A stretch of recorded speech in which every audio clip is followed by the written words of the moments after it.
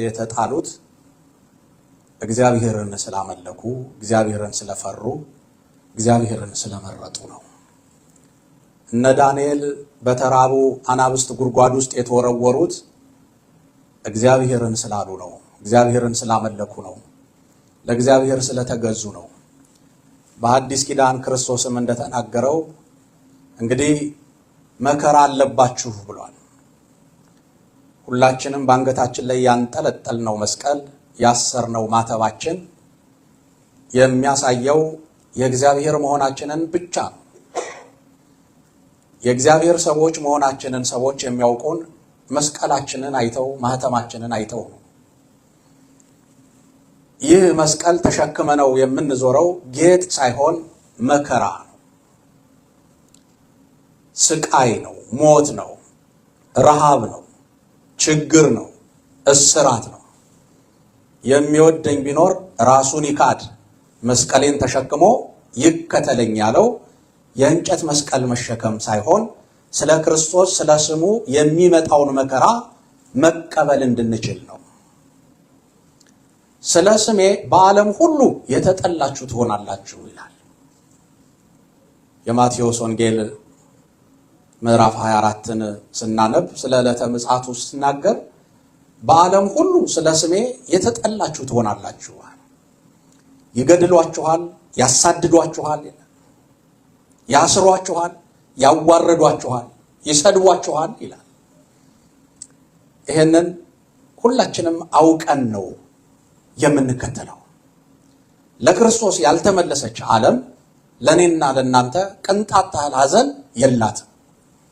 ለዚህም ነው እግዚአብሔርን በማያውቁ ጨካኞች፣ ደም አፍሳሾች፣ ገዳዮች ወገኖቻችን ክርስቲያኖች እግዚአብሔርን አምልከው አመስግነው በተኙበት ቤታቸውን አቃጥለው እነሱም ገድለው አረመኔነታቸውን ያስመሰከሩት ነው። ይህ ግድ ነው ይሆን ዘንድ ዛሬ በሩቁ ስለሆነ እንደ ቀልድ እናየው ይሆናል። ነገ እኛ ጋር ይደርሳል። ወዳለንበት ምድር ይህ ነገር እንደማይመጣ እርግጠኞች አይደለንም። ማን ይጠብቀን? ማን ይጠብቀን? እግዚአብሔር ይጠብቀናል። የእግዚአብሔር ቃል በልቡ ያላደረበት እግዚአብሔርን የማያመልክ ሰው ሰውን እንደ በግ ሲያርድ ጨካኔው ይታያል፣ አረመኔነቱ ይታያል፣ ይዘገነ። ክርስቲያን ይህን አያደርግም። እግዚአብሔርን የሚያመልክ ሰው ይህንን አያደርግም። በተለይ እኛ ኢትዮጵያውያን እንዲህ አይነት ጠባይ እንዲህ አይነት ባህሪ የለንም ነበር ለዘመናት። የአገሬ ገበሬ በየትኛውም አቅጣጫ በሰሜን በደቡብ በምዕራብ በምስራቅ ስትሄዱ ያሳደጋትን ፍየል እንኳን ለማረድ የሚጓጓ የሚሳሳ የሚራራ ነው። ልቡ ለእንስሳት እንኳን የራራ እግዚአብሔርን የሚፈራ ገበሬ ያሳደገውን በግ አርዶ አይበላም፣ አውጥቶ ይሸጠዋል። ሌላ የማያውቀውን በግ ገዝቶ ነው የሚያርደው። ያላሳደገውን በግ ገዝቶ ነው የሚያርደው። ጠባዩን ባህሪውን የማያውቀውን ሌላ በግ ገዝቶ ነው የሚያርደው። እኛ ኢትዮጵያውያን አባቶቻችን እንዲህ አይነት ልብ ነበር ያላቸው። አገር ሲያረጅ ጃርት ያፈራል ይላሉ አባቶቻችን። ዛሬ ይሄ አረመኔነት ከየት እንደመጣ፣ ይሄ ክፋት ከየት እንደመጣ፣ ይሄ ጭካኔ ከየት እንደመጣ አናውቅም። ምድሪቱ እንዴት እንዳበቀለቻቸው አናውቅም። ስለዚህ ይሆን ዘንድ ግድ ነው። እኛ ደግሞ ክርስቲያኖች ነን፣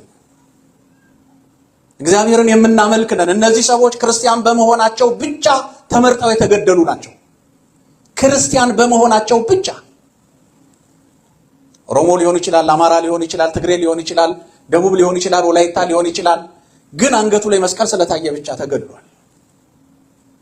እግዚአብሔር ከእንዲህ አይነት ጭካኔ ይሰውረን። ስለ አንተ ቀኑን ሙሉ እንገደላለን አሉ። በጸጋ ነበር የሚቀበሉት ይሄንን። እነ ቅዱስ እስጢፋኖስ፣ ሰማዕቱ እስጢፋኖስ ስለ ክርስቶስ ስለሚመሰክር ፊት ለፊት ስለሚናገር ጺሙን እየነጩ ጥርሱን እያራገፉ ድንጋይ እየወረወሩ ሲወግሩት፣ ሲያደሙት፣ ሲያቆስሉት አባት ሆይ የሚያደርጉትን አያውቁትምና ይቅር በላቸው አለ። በሐዋርያት ሥራ ምዕራፍ 7 ላይ ታገኙታላችሁ። ይህን የተናገረው ቀራንዮ ላይ የምናመልከው አምላካችን ክርስቶስ ስለኔና ስለናንተ የሞተው ኢየሱስ ክርስቶስ ነው። ቅዱስ እስጢፋኖስ ደግሞ ደገመው ይሄንን። ሰዎች በብስጭት ኃይላቸውን እየገለጡበት እያለ እርሱ ግን እነሆ ሰማይ ተከፍቶ ይታየኛል፣ እናንተ የሰቀላችሁት የገደላችሁት ኢየሱስ ክርስቶስ በአብ ቀኝ ተቀምጧል ይላቸዋል። ሰው እየሞተ ስለ ክርስቶስ ይመሰክራል። ሰው እየቆሰለ ስለ እምነቱ ይመሰክራል። ሰው እየተሰበረ፣ ሰው በመከራ መካከል ሆኖ ስለ ሰማይ ይመሰክራል። ነው ሰማይ ተከፍቶ ይታየኛል። እናንተ የገደላችሁት እናንተ የሰቀላችሁት ኢየሱስ ክርስቶስ በክብር በአብ ቀኝ ተቀምጦ ይታየኛል ሲላቸው ብስጭታቸው ባሰባቸው ይላል። ዛሬ ስለ ኢየሱስ ክርስቶስ መመስከር ጠላትን ያበሳጫል። የእግዚአብሔር ልጆች ሰይፍ ያስመዝዛል፣ በድንጋይ ያስወግራል፣ ያሰድዳል፣ ያሳስራል። ይህች የለበስናት ነጠላ ምልክት ሆና ታስገድለናለች። የእግዚአብሔር እንደሆንን በአካሄዳችን ያውቁናል፣ ባለባበሳችን ያውቁናል፣ በነጠላችን ያውቁናል፣ በካባችን ያውቁናል። ዛሬም ልክ እንደ ካህኑ እንደ ዘካርያስ በቤተ መቅደሱ ደማቸው የፈሰሰ አገልጋይ ካህናት ጥቂቶች አይደሉም፣ ብዙዎች ናቸው። በእነዚህ ካህናትና ዲያቆናት ላይ እጃቸውን ያሳረፉ ሰዎች እግዚአብሔርን የማያውቁ ልበ ደንዳና የፈርዖን ርዝራዦች ናቸው። ፈርዖንን ደግሞ እግዚአብሔር እንዴት እንደተበቀለው እናውቃለን። በኦሪት ዘጸአት ምዕራፍ 14 ላይ ስትመለከቱ በውሃ አስጥሞ ገሎታል። የብዙ ሕፃናት ደም በእጁ ስለነበረ ፈርዖን ባህረ ኤርትራን መሻገር አልቻለም። ባህረ ኤርትራ ላይ ጎርፍ ሆኖ ጠበቀው የሕፃናቱ ደም። የነ ራሔል እንባ ጎርፍ ሆኖ ጠበቀው። እመኑኝ ዛሬ ገዳዮችን የኛ እንባ ጎርፍ ሆኖ ይወስዳቸዋል። የፈሰሰው የወገኖቻችን ደም ጎርፍ ሆኖ ይጠብቃቸዋል። እመኑኝ እግዚአብሔር በቀለኛ አምላክ ነው። እግዚአብሔር ከቅዱሳኑ ጋር የሚጣሉ ሁሉ ይደቃሉ ይላል። ከቅዱሳኑ ጋር የሚጣሉ ሁሉ ይደቃሉ አለ። ከማን ቅዱሳን? ከእግዚአብሔር ቅዱሳን ጋር። እግዚአብሔርን ከሚያመልኩት ለእግዚአብሔር ከተመረጡት ጋር የሚጣሉ ሁሉ ይደቃሉ ይላል። እመኑኝ ዛሬ እናለቅሳለን፣ ነገ ግን መከራቸውን እናያለን። ነገ ስቃያቸውን እናያለን። በሰው ደም መቀለድ አይቻልም። በዚህ በኦሪት ዘፍጥረት ምዕራፍ 9 ቁጥር 6 ላይ የሰውን ደም የሚያፈስ ሁሉ ደሙ ይፈሳል ይላል። የሰውን ደም የሚያፈስ ሁሉ ደሙ ይፈሳል ይላል። ይህን የተናገረው እግዚአብሔር ነው። ቃሉ የታመነ ነው። የእግዚአብሔር ልጆች ደም ያለብን ሰዎች እጆቻችንን በንስሐ እንታጠብ። እንባ ያለብን ሰዎች በንስሐ እንታጠብ። ደም ጎርፍ ሆኖ ይጠብቀናል። እንባ ጎርፍ ይሆናል። ፈርዖንን ሰረገሎቹ ባህር ኤርትራን ሊያሻግሩት አልቻሉም። ሰራዊቱ ከባህር ኤርትራ ሊያስጥለው አልቻለም። ለዚህም ነው እስራኤላውያን ከተደረገላቸው በኋላ ወንዙን ተሻግረው የፈርዖንን በባህር መስጠም ከተመለከቱ በኋላ እግዚአብሔር ተዋጊ ነው ስሙም እግዚአብሔር ነው ብለው ዘመሩ። እግዚአብሔር ተዋጊ ነው ስሙም እግዚአብሔር ነው፣ ፈረሰኛውንና ፈረሶቹን በባህር ጣለ ብለው ዘመሩ። የድል ዝማሬ ዘመሩ። ይሄን ዝማሬ የምንዘምርበት ዘመን ይመጣል። ገዳዮቻችን ሲዋረዱ የምናይበት ዘመን ይመጣል። ነፍስ አጥፊዎች፣ ጨካኞች፣ ሃይማኖት እምነት የሌላቸው ገዳዮች፣ ደም አፍሳሾች የሚሰጥሙበት ዘመን ይመጣል። ያችን ቀን ደግሞ እናያታለን። እግዚአብሔር በቀለኛ አምላክ ነው።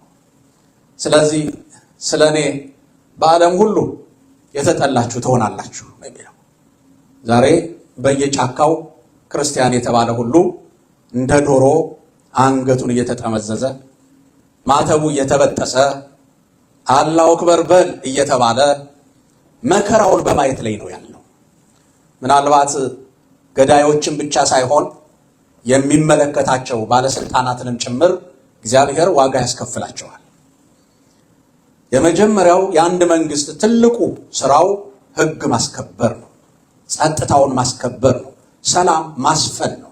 ዜጎቹን መጠበቅ ነው።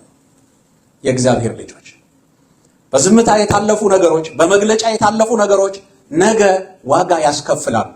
ቅዱሳት መጻሕፍት እንደሚነግሩን እግዚአብሔር ተዋጊ ነው ስሙም እግዚአብሔር ነው።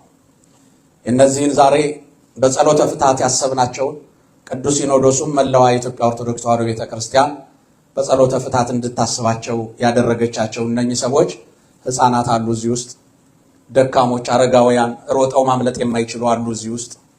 በእጃቸው ሽጉጥ፣ መሳሪያ፣ ቦምብ፣ ፈንጅ አይደለም ቢላዋ እንኳን ያልያዙ ሰዎች ናቸው የተገደሉት። መስቀል የጨበጡ ካህናት ናቸው የተገደሉት። ዲያቆናት ናቸው የተገደሉት። የእግዚአብሔርን ስም አንስተው የሚዘምሩ ናቸው የተገደሉት። የእግዚአብሔር ልጆች፣ ምናልባት እኛ ፍርዱን የምንሰጠው ለእግዚአብሔር ነው። እግዚአብሔር ደግሞ እንደነገርኳቸው እርሱ ምንድነው? ተዋጊ ነው። ነቢየ እግዚአብሔር ሙሴ ለሕዝቡ ምንድነው ያላቸው? እናንተ እስራኤላውያን አይዟችሁ፣ አትፍሩ። ዛሬ የምታዩዋቸውን አሳዳጆቻችሁን፣ ገዳዮቻችሁን አታዩዋቸውምና ባላችሁበት ጸንታችሁ ቁሙ አለ። ቀጥሎ ምን አለ መሰላችሁ? እግዚአብሔር ለእናንተ የሚያደርጋትን የማዳን ሥራ እዩ አለ። እግዚአብሔር ለእናንተ የሚያደርጋትን የማዳን ሥራ እዩ አለ። እናያለን፣ እንጠብቃለን፣ ከእግዚአብሔር እንጠብቃለን። እግዚአብሔር ደግሞ ዝም የሚል አምላክ አይደለም። የአቤልን ደም ከወንድሙ ከቃየል እጅ የፈለገ እግዚአብሔር ዛሬ የወገኖቻችንን ደም ከገዳዮች ዘንድ ይፈልጋል። ጨካኙ ቃየል በንጹሑ አቤል ላይ ተነሳስቶ በበቀል፣ በቂም፣ በጥላቻ፣ በቅናት ተነስቶ ወደ ሜዳ ወስዶ ገደለው። ማንም የሚቆጣጠረው አልመሰለው።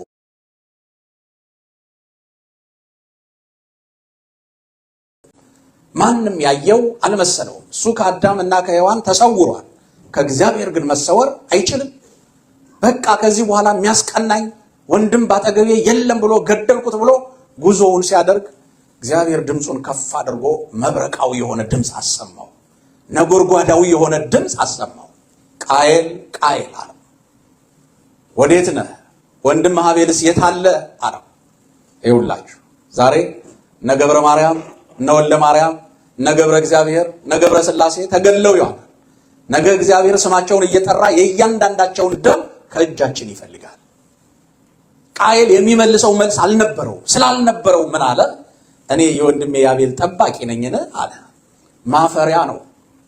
ወንድም ወንድሙን ካልጠበቀ፣ ወንድም የእናቱን ልጅ ካልጠበቀ፣ ወንድም የአባቱን ልጅ ካልጠበቀ ምን ሊሰራ ነው?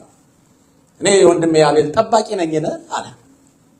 የእግዚአብሔር ልጆች፣ እኛ ኢትዮጵያውያን የሚያምርብን ወንድማማችነት ነው፣ እህትማማችነት ነው የሚያምርብን። ይሄ የትም ሀገር ያልሰማነው በታሪካችንም የሌለ ነው። ባዳ ነገር ነው። ይሄ ግን